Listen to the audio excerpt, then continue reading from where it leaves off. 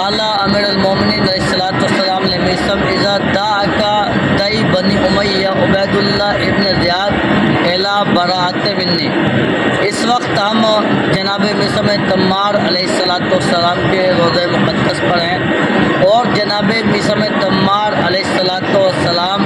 مولا علی علیہ الصلوۃ والسلام، امام حسن علیہ الصلوۃ والسلام اور امام حسین علیہ الصلوۃ والسلام کے اصحاب میں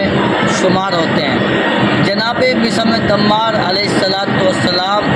بنی اسد کے جو ایک خاتون تھی ان کے یہ غلام تھے، تو مولا علی علیہ الصلوۃ والسلام نے جناب میثم تمار کو خریدا، اور خریدنے کے بعد ان سے جناب میثم تمار سے نام پوچھا، کہا کہ تمہارا نام کیا ہے؟ تو جناب میثم تمار نے کہا کہ میرا نام سالم ہے۔ تو امام علی علیہ الصلوۃ والسلام نے ارشاد فرمایا کہ کیا میں تمہیں اس نام کی خوشخبری دوں کہ جو رسول اللہ نے تمہارا نام، جس نام سے رسول اللہ نے تمہیں پکارا ہے اور تمہارے والدین نے تمہارا نام رکھا ہے؟ تو جناب میثم تمار نے کہا کہ بتائیں مولا۔ تو مولا علی علیہ الصلوۃ والسلام نے کہا کہ تمہارے والدین نے تمہارا نام میثم رکھا تھا، اور کہا کہ اب تم اپنے اصل نام پر پلٹ جاؤ، سالم نام کو ترک کر کر اپنے اصل نام پر میثم پر پلٹ جاؤ، اور اس نام سے رسول اللہ نے بھی تمہیں یاد کیا ہے۔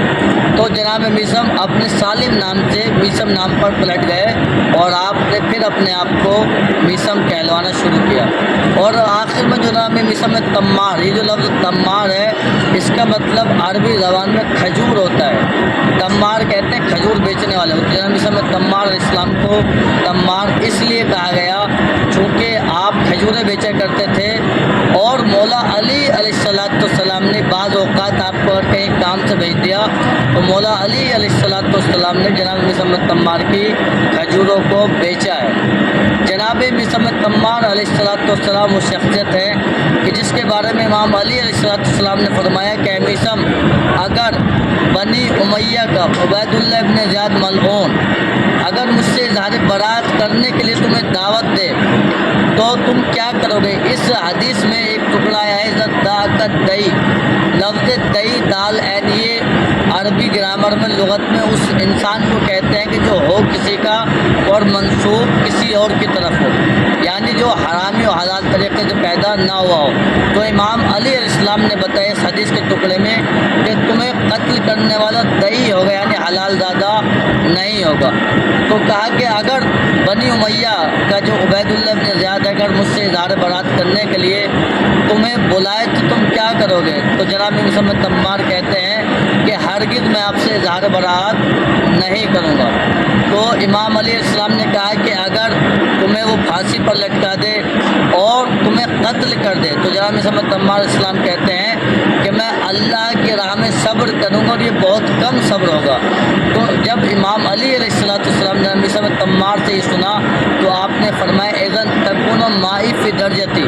اگر میثم تم یہ برداشت کر سکتے ہو تو پھر جنت میں میرے ساتھ رہو گے۔ اور امام محمد باقر علیہ السلام نے بھی جناب میثم تمار علیہ السلام کے بارے میں فرمایا انی لأحب حبا شدیدا،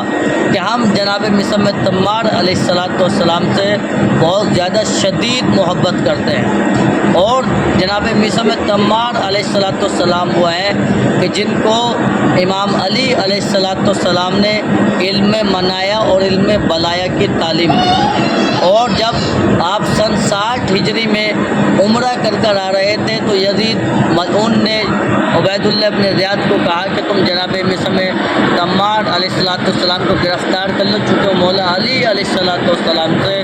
محبت کرتے ہیں۔ تو جناب میثم تمار علیہ السلام کو گرفتار کر لیا گیا اور قید خانے میں بھی رکھا گیا، جہاں پر جناب میثم تمار علیہ السلام کی ملاقات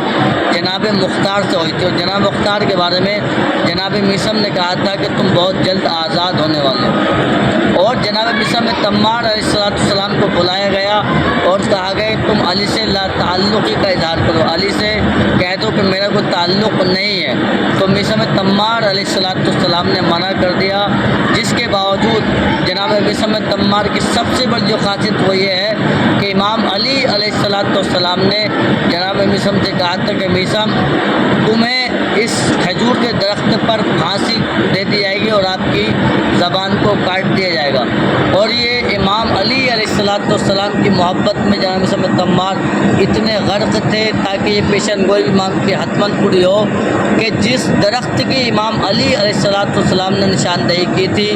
اسی درخت کو جناب میثم تمار پانی دے کر جوان کرتے تھے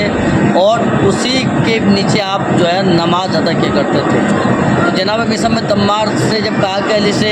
اظہار لا تعلقی کرو، علی سے اظہار برات کرو، تو جناب میثم تمار نے منع کر دیا۔ تو جناب میثم تمار نے کہا کہ مجھے میرے مولا نے خبر دی تھی کہ عبید اللہ ابن زیاد میری زبان کو کاٹے گا۔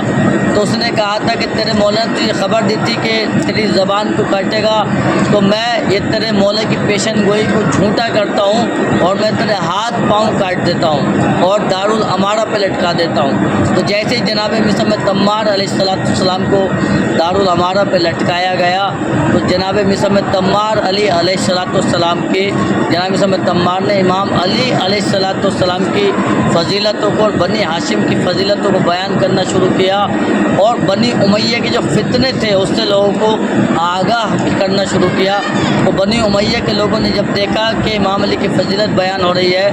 اور ہماری حکومت خطرے میں نہ آ جائے، لہذا عبید اللہ ابن زیاد ملعون کے پاس گئے اور جانے کے بعد کہا کہ وہ بنی ہاشم کے قصیدے پڑھ رہے ہیں اور ہمارے فتنوں کو اجاگر کر رہے ہیں۔ تو اس نے عجلت میں جلد بازی میں کہا کہ اب تم میثم کی زبان کاٹ دو۔ تو جیسی زبان کاٹنے کے لیے ایک آدمی آگے بڑھا تو جناب میثم تمار علیہ السلام نے کہا کہ دیکھو میرے مولا کی پیشن گوئی کو جھٹلانے لگا تھا عبید اللہ بن زیاد ملعون، لیکن میرے مولا کی پیشن گوئی ثابت ہو رہی ہے۔ تو جناب میثم تمار علیہ السلام کی زبان اقدس کو کاٹ کر اور آپ کے